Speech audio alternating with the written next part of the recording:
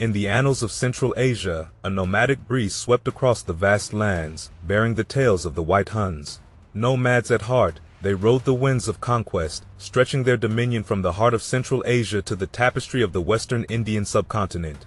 Although nomadic, their echoes lingered in the lands they conquered, weaving a tale of adaptation without shedding their warlike spirit. The chronicles of the White Huns unfurl in the 5th century CE, a time when their rule cast shadows across the expanse. But as their kingdom crumbled, they defied oblivion.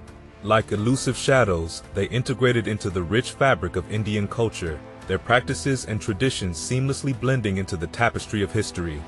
The origins of the White Huns remain veiled in the whispers of antiquity. Chinese sources, through a haze of translations, connect them to various tribes, the Che-Shi of Turfan, the Kangchu of southern Kazakhstan, or the Yuezhi tribes of central China. These nomads, once part of the displaced Yuezhi driven by the Xiongnu, found their identity as the White Huns or Hephthalites. In the dance of linguistics, ambiguity shrouds their name. Were they the Yi Ti Lidu, Yeda, or the people of Hua? The term Hua possibly metamorphosed into Hun, aligning them with the Hunnic tribes. Kazuo Inoki, a Japanese researcher, opted for a unique approach. Rather than where they were, he explored where they were not in evidence. This led him to the Shimo Talo near the Hindu Kush, suggesting a Sanskritized form of Hephthal, a copper scroll, an ancient echo from 492 to 93 CE, decoded by Professor Paul Harrison, whispered secrets of their beliefs. Buddhists with Iranian names, they painted a cultural portrait etched in history. Yet, their identity remains a linguistic kaleidoscope. Svetahunas or Kidaritas in Sanskrit, Hephthalites in Greek, and Abdalis in the Byzantine scrolls. Amidst the confusion, an intriguing definition surfaced. The white in their name wasn't a reflection of their skin but a tribal affiliation. Dividing themselves along cardinal points, they became the White Huns of the West, painting the nomadic landscape with hues of black, green, and red. Yet, historical ambiguity lingers. Wei Jie, a Chinese writer, urged caution, for tales from remote lands and lost languages may veil the truth. In the whispers of the White Huns, the nomadic spirit dances through time, leaving behind fragments of a tale that refuses to be confined. As the winds of the nomadic White Huns whispered tales of governance and customs, Procopius of Caesarea, a scribe of the 6th century CE, painted a vivid portrait. Unlike their Hunnic kin, these Hephthalites dwelled in a land north of Persia, not mere nomads but settlers with a city named Gorgo standing defiantly against the Persian frontier. In the poetic words of Procopius, the White Huns, though of the same stock, were a breed apart. Their bodies, unlike the common Huns, bore a rare fairness, and their countenances, far from ugly, held a peculiar charm. Ruled by a singular king, they embraced a lawful constitution, administering justice akin to the Romans and Persians, challenging the nomadic stereotypes. A distinctive trait unfolded in their burial rites. Leaders, draped in earth and stone, found eternal rest alongside loyal companions, a stark departure from the practices of their European and Chionite Hun counterparts. Here, a unique funerary culture hinted at dissimilar beliefs and echoed across the ages. The origins of their tale traced back to Transoxiana in the late 3rd century CE. By the dawn of the 4th century CE, they gripped Tokaristan and Bactria, marking the onset of their southward conquest. The White Huns, bearing the warlike legacy, became a force to reckon with, fueled possibly by the infusion of the Chionites or the echoes of the Kushan dynasty. In the mosaic of power struggles, the Guptas faced adversaries on multiple fronts. The Sasanians grappled with the Kushans, while the Kidarites, precursors to the White Huns, clashed with the Guptas in the east. The Gupta king Skandipta's death in 470 CE unveiled the zenith of White Hun raids into India. The Tejan Kingila, a formidable leader, orchestrated raids that resonated through Gandhara, descending from the Kabul Valley into Punjab. Sacking towns and cities, they left an indelible mark until they reached the Gupta seat of power in Pataliputra. The story unfolds with a distinct nuance: the rulers of the White Huns. The mantle of leadership passed through Tungina, Toramana, Mihirakula, Pravarasena, Gokarna, Kinkila, to Yudhishthira, weaving a saga of Indian conquest. In the intricacies of their rule, the White Huns bifurcated, Hunas of India and Hephthalites of Central Asia. Unified by lineage, they maintained contact, their realms distinct yet intertwined. The rulers of the Indo-Hunas etched their names in history. Tungena, the harbinger of Indian invasions, passed the torch to Toramana, Mihirakula, Pravarasena, Gokarna, Kinkila, and Yudhishthira. Lakana's time marked the retreat to Ghazni, heralding the closure of a tumultuous chapter. In the realm of the White Huns, the last echoes reverberate with Purvaditya after 670 CE. The Huna mandalas persisted, carving enclaves in Malwa, Madhya Pradesh, Rajasthan, and East Gujarat. Garuda Pillar's inscription spoke of Huna defeat in 850 CE, yet remnants lingered in the Apru inscription of 977 CE, echoing the lineage of the White Huns. Assimilating into the mosaic of India, the Huns left an indelible mark. Ancestral threads wove through local tribes, Rajputs, Gujars, Jats, and beyond to Afghanistan and Central Asia, a legacy of assimilation where conquerors became kin, carved into the cultural tapestry of the subcontinent.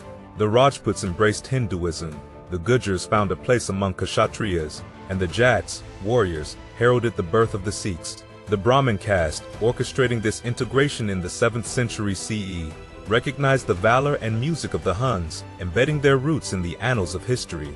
The echoes of the White Huns, warriors turned ancestors, resonate through the melodies and tales, leaving an enduring imprint on the pages of time.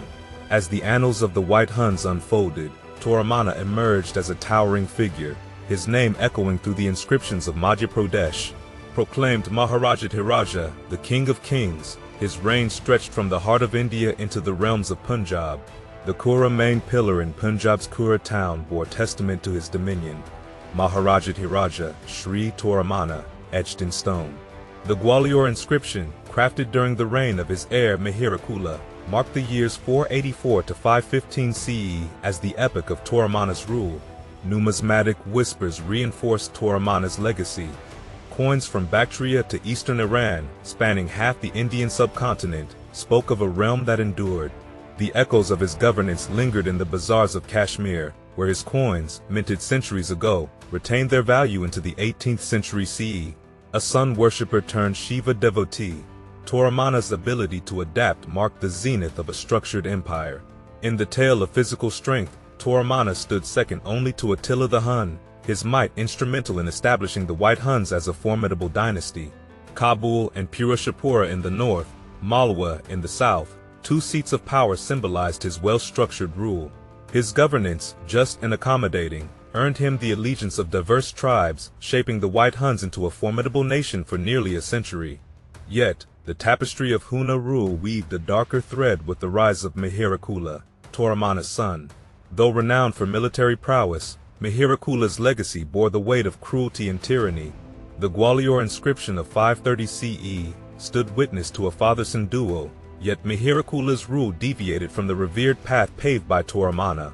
Coins, scattered across Bactria to Kashmir, mirrored a shifting religious landscape under Mihirakula's reign. Sun god, Ahura Mazda, and Shiva's trident took turns on the currency, reflecting regional nuances in the realm's faiths. Chinese pilgrim Sun Yun painted a vivid portrait, a ruler whose arrogance eclipsed respect, an emperor who dismissed a missive as mere paper. Greek missionary Cosmas Indicopleustes, sailing in 530 CE, portrayed Mihirakula's military might with 2,000 elephants and a formidable cavalry. Ransoms extracted from unconquered territories hinted at the extent of his dominion. Yet, his cruelty knew no bounds. The Rajatanagini chronicled the persecution of Buddhists, the destruction of monasteries, and the strict adherence to Shivite Hinduism. Even in the crucible of faith, Mihirakula's interest waned after the brutal persecution unfolded. Defeat, a relentless pursuer, found Mihirakula in 533 CE at the hands of tribal prince Yasodharman. From western retreats to the east, his attempts at consolidation crumbled. Baladitya, a Buddhist king in Patna, stood as a formidable adversary, sealing Mihirakula's fate. A retreat to Kashmir, a fleeting resurgence, and a demise in 533 CE marked the end of a tyrant's reign. From the shadows emerged Pravarsena, Toramana's younger son, hidden away during Mihirakula's rule. A pilgrim in the north, he bided his time until Mihirakula's demise. The Kashmiri throne welcomed him in 533 or 537 CE, a ruler of strength and acceptance. 6 decades unfolded under his wise governance, lasting until 597 CE. Pravasana, a staunch Shivite, founded Srinagar and raised a temple to honor Shiva. In Pravasana's era, the word deer adorned the Huns, etched into the chronicles by court poets. Numismatic evidence traced Hephthalites strongholds, the familiar terrain of Kashmir, northwestern Punjab, southern Bactria, and Gandhara. Coins, adorned with the honorific Kidara in Kashmir, echoed the White Huns' quest to establish their ancient Kushan roots, anchoring their rule in the pages of history. As the saga of White Hun rulers unfolded, each name etched its mark on the annals of a changing empire. As the White Huns unfolded the chapters of their rule, the nomadic echoes of their past gradually faded into the resounding presence of cities that bore witness to their mighty reign.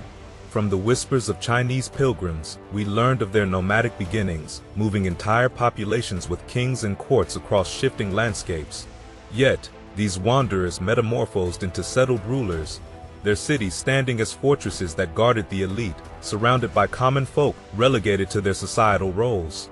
In the tapestry of religions that adorned the White Huns, fire worship flickered prominently in Gandhara, as noted by Chinese pilgrims like Sung Yun. The echoes of early Zoroastrianism resonated through these practices, aligning with the notion of Iranian origins. Burial customs intertwined with the traditions of Hunnic tribes, blending stone cairns and wooden coffins, marking a departure from Zoroastrian norms. Polyandry danced through their lifestyles, headdresses adorned with horns revealing the marital intricacies of one woman and her many brothers. Buddhism, once embraced, faced a changing tide. Initially, the White Huns minted coins in harmony with the diverse religious landscape, but the wind shifted. Discrimination seeped into their rule, perhaps under the pressure of competing faiths. The decline of Buddhism, evident after the Hephthalites' fall, became intertwined with the rise of subsequent Hindu dynasties, marking a turning point in the spiritual tapestry of the subcontinent. Language, the vessel of culture, remained an enigma.